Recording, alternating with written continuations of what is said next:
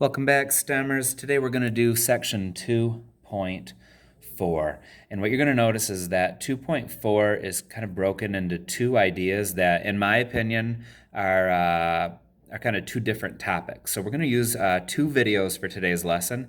And for our first video, we want you to go straight to page 42 in the student journal. And by the time we're done with this page, we'll have that half of the lesson, I think, understood well enough, definitely well enough to get to some homework. So let's start with page 42.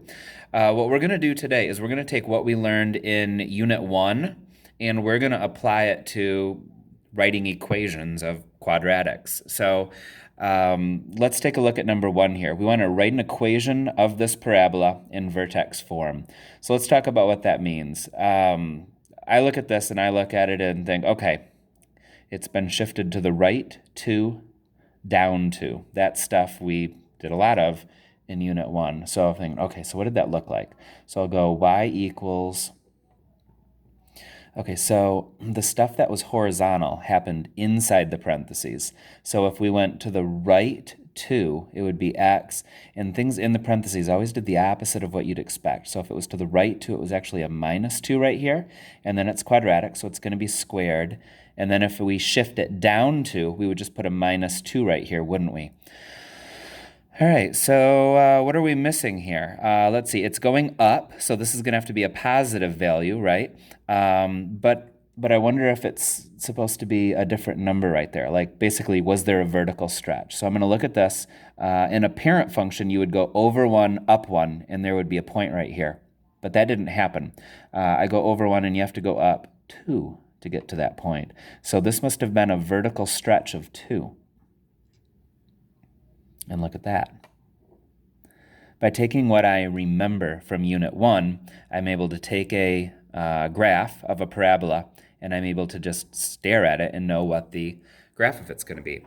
Number 2 is going to be a little bit more complicated, but we can still use a lot of those same ideas. So let's get to it. We want an equation of this parabola. All right, so y equals...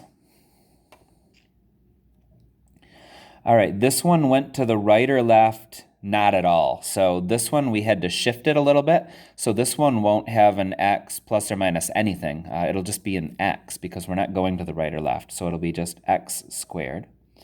And then it is going up 3. All right. Now, the question is then, should there be anything that we put right here? And the answer is, I don't know. Let's take a look. So I'm thinking, we know it's going down, so I'm thinking that whatever's right here is going to have to be a negative. So that's something that's going on in my mind. The answer is going to have to be negative, but then there's sometimes a number there. We don't know what that number is. Let's put the letter A right there. So if you're taking notes with me, put an A right there. A lot of times mathematicians use particular letters to mean particular things. So whenever we're talking about going left and right, we use an X. Whenever we're talking about going up or down, we all use a Y. And we just do that so that mathematicians know what we're talking about because they're just used to seeing it that way. I'm telling you that when we do quadratics, that number in front of the squared term, mathematicians always call that the A value, just like we call this the x-axis, the y-axis. So we're always going to use the letter A there. And I want to figure out what that is. So I look at it, and it looks like it's going to be negative. I go over 1, and it looks like I'm going down a half. So I'm thinking that the A value is negative 1/2, but you can't quite tell that it's exactly 1/2, so we're going to have to figure this out for real. So I do know that another point on here is 2, 1, and it's important to point out that this is just an x-coordinate and this is a y-coordinate. So if you look, we could put a 1 right here for the y. We could put an x right here for a 2 for the x, and then the only letter we'd have left would be this A, and we could solve.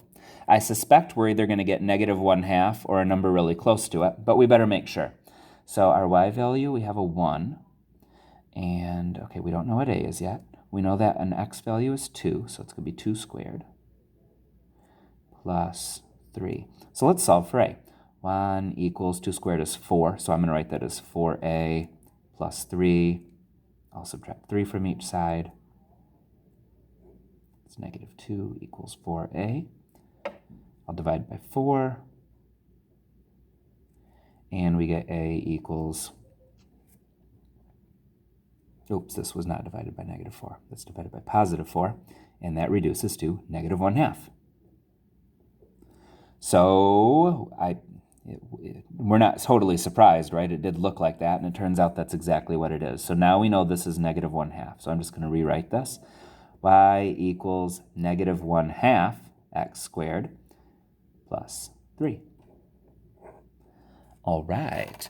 So let's now do it with these, where instead of giving us a picture representation, they give it to us like that. That's fine.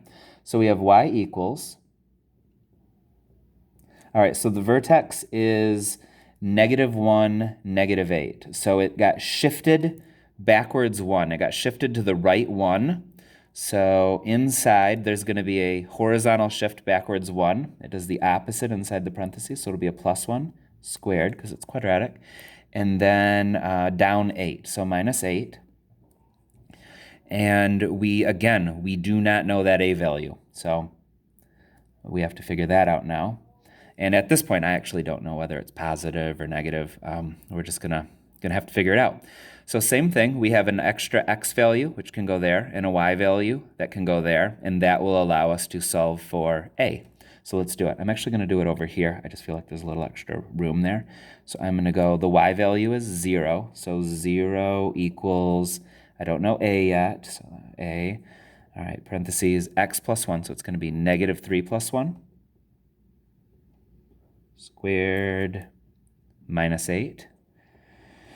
And now we have only one variable, so we can solve for it easier. So let's do that. All right, so -3 plus 1 is -2. -2 squared, -2 times -2 is 4. So this is turning into 0 equals 4a minus 8. We'll add 8 to each side. It'll give us 4a equals 8. Divide by 4. A equals 2. All right, so now I know that this is 2. Y equals 2x plus 1 squared minus 8.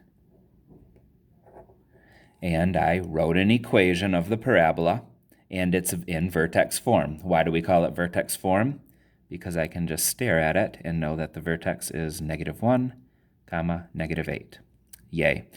All right, so now we're going to do number 4. I think it would be smart of you right now to pause the video, do number 4, and then check it out and make sure you got it. So pause the video, do it, and I'll see you in a little bit. Okay, you're back. Let's do it. Vertex of -2, 5. So y equals, we don't know what the a value is. It got shifted to the left 2, so that'll be +2 squared, and then +5. Okay, good. We know that one of the y values is 7. 7 equals, we don't know a. All right, we've got -4 plus 2 squared plus 5. Okay, let's keep going with this. I need a better place to write, don't I? I'm going to start moving it over here. Okay, so -4 plus 2 is -2. -2 squared is 4. So all of this will become 4. So it'll be 4a plus 5. So 7 equals 4a plus 5. Minus 5, minus 5. 2 equals 4a divided by 4. A equals 1/2. Okay, so this was supposed to be a 1/2 right here. So y equals 1/2 x plus 2 squared plus 5. And that is our answer for number 4. All right, we're doing great. Now we are going to find the equation in intercept form. So when we know the x-intercepts, there's a different way we can write it. So this might be a little bit new for you, but it isn't hard. It's just might be a little bit new. So here's how it works. You write y equals. Every time there's an x-intercept, we can put it in a parentheses. Remember, things that are x's, horizontal, happen inside a parentheses. So if it has an x-intercept there, we'd write x, and things that are inside and things that are horizontal do the opposite of what you'd expect.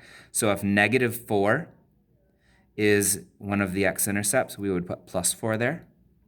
And then the other one is at 6, so it would be x does the opposite, so -6.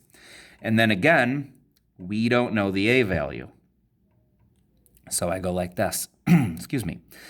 We can find the a value by doing it, doing the same trick we did up here in problem number 2, 3, and 4. So once we know this is another point, I can put this is an x-coordinate. I can put it there and there, and I can put that y-coordinate, that 25, right there. Let's do it. So 25 equals a. All right, 1 plus 4. You probably might just write 5 there, right? And 1 minus 6, but you just might write a -5 there. 25 equals a times 5 times -5. Some of you might be skipping some steps because you can do this in your head. That's okay. Divided by -25. And a equals -1.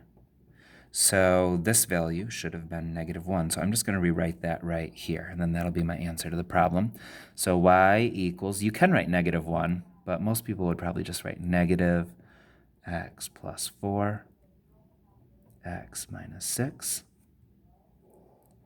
And now we have the equation of that line. This might be a good time to pause the video, try this one, and then check in a moment. So pause it if you like. And here I go. So we've got y equals, okay, so one of them is at -4, so it's going to be x plus 4. The other one's at -3, so x plus 3. All right, now we need that a value, which we don't know, but we're going to use this here and here. Oh, this is going to get a little bit messier, won't it? That's okay. All right, -1/4, we'll go right here, equals a -3.5 plus 4 -3.5 plus 3. All right, so we've got -1/4 equals a, so 4 minus 3.5, that's 1/2, right? So I'm going to put times 1/2. And then what is this? 3, that's -1/2. All right, so -1/4 equals a.